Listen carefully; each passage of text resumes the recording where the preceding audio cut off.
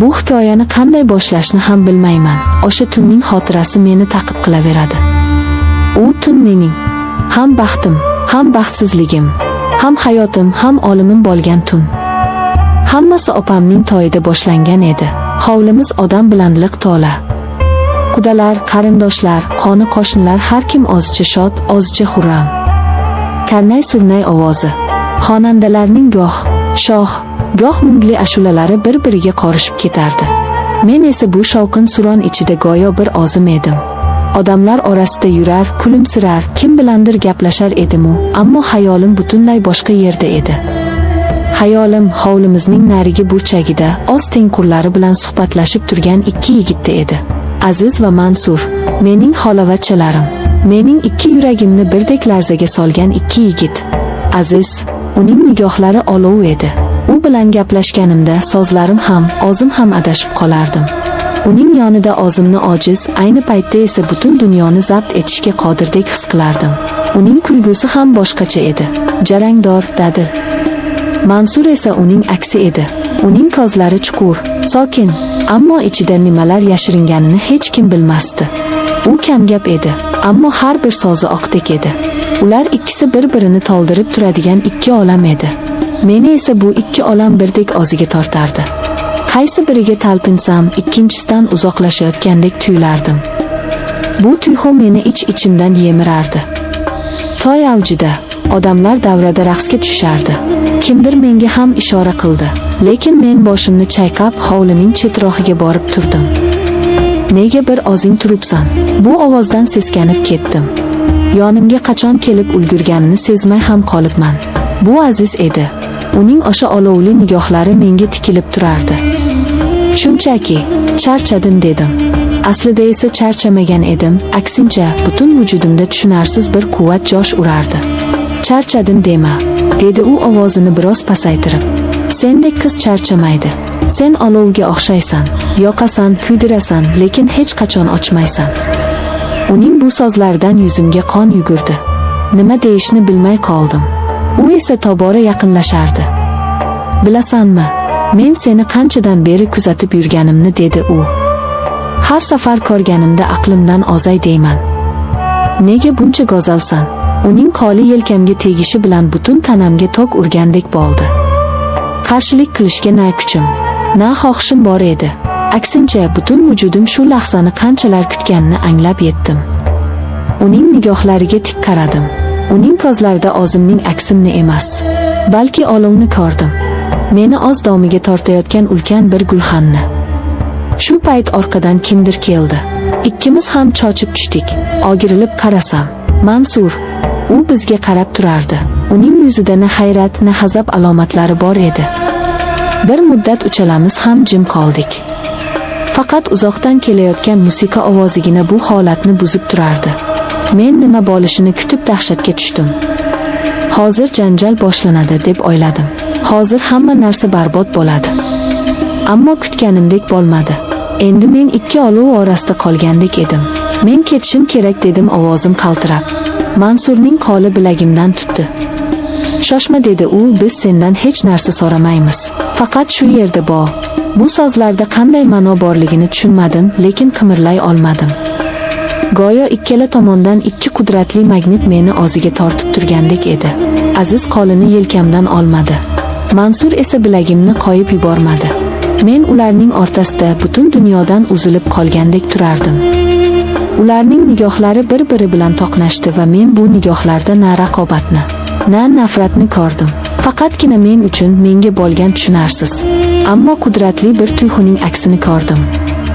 Yuringlar, dedi Aziz bir payt o'rnidan turib. Bu yerda shovqin. U qo'limdan tutib meni yetakladi.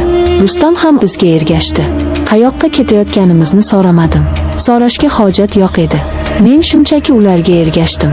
Biz hovlining eng chekkasidagi eski omborxonaga kirdik. Bu yerga odatda hech kim kirmasdi. Ichkarida eski-tuski narsalar, qoplar taxlab qo'yilgandi. Havoda chang va quruq yog'och hidi kelib turardi. Aziz eshikni ichkaridan yopdi. Ichkariga derazadan tushayotgan yulduzlar nuri xira-shira yorug'lik berib turardi. Shu yorug'likda men ularning yuzlariga qaradim. Ikkalasining ham nigohi menga qadalgan edi. Bu nigohlarda iltijo, ehtiros, mehr va yana allanimalar bor edi. Men nima bo'lishini bilar edim va men bunga tayyor edim. Yo'q, men bunga tayyor emas. Men buni xohlayotgan edim.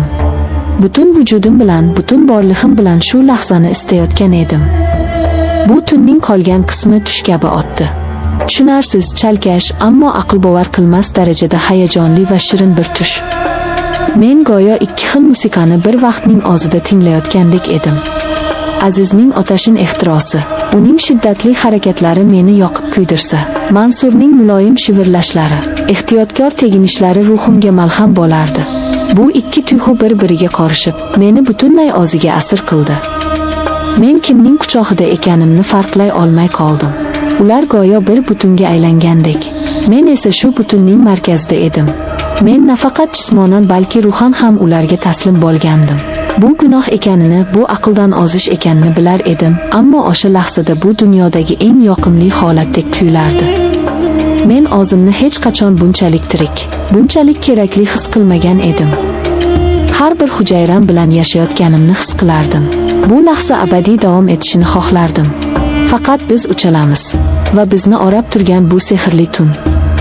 Qancha vaqt o'tganini bilmayman. Balki 1 soat, balki 2 soat. Birdan omborxona eshigi ochildi. Biz uchalamiz ham tosh qotdik. Eshik tirqishidan tushayotgan yorug'likda bir sharpa ko'rindi. Bu onam edi. Qo'lida patnis. Patnisda bizga atalgan choy va shirinliklar.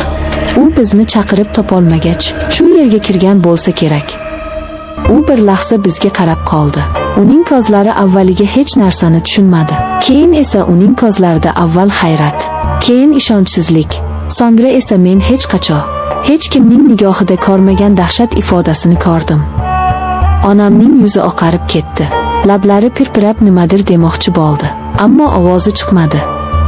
Faqat xirillagan bir tovush eshitildi. Qo'lidagi patnis yerga tushdi. Piyolalar sinib, choy hamma yoqqa sachradi. Bu ovoz o'sha tunning sehrini parchalab yubordi. Bizni hushyorlikka qaytardi. Biz qanday dahshatli ish qilib qo'yganimizni endi anglab yetgandik. Ammo eng dahshatlisi hali oldinda edi.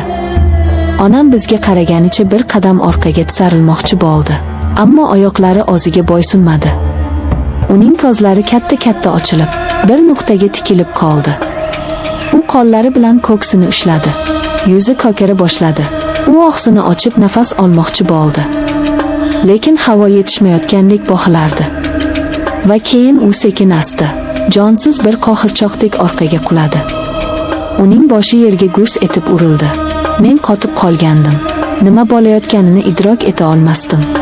Aziz birinchi bo'lib o'ziga keldi. "Xolajon!" deya baqirib yubordi va onamning yoniga otildi. Mansur ham yugurdi. Men esa joyimdan qimirlay olmadim. Go'yo tanam muzlab, oyoqlarim yerga yopishib qolgandek edi. Faqat onamning yerda harakatsiz yotgan tanasiga, uning ochiq qolgan va dahshat ifodasi qotib qolgan ko'zlariga tikilib turardim. Hovlidagi musiqa hamon yangrardi. Odamlar hamon o'ynab kulardi. Bir necha daqiqa oldingi baxt, ehtiros, shirin hayajonlar o'rnini sovuq bir dahshat egalladi. Men o'sha tun nafaqat o'z nomusimni, balki undan ham azizroq narsani, onamni boshiga yetgandim.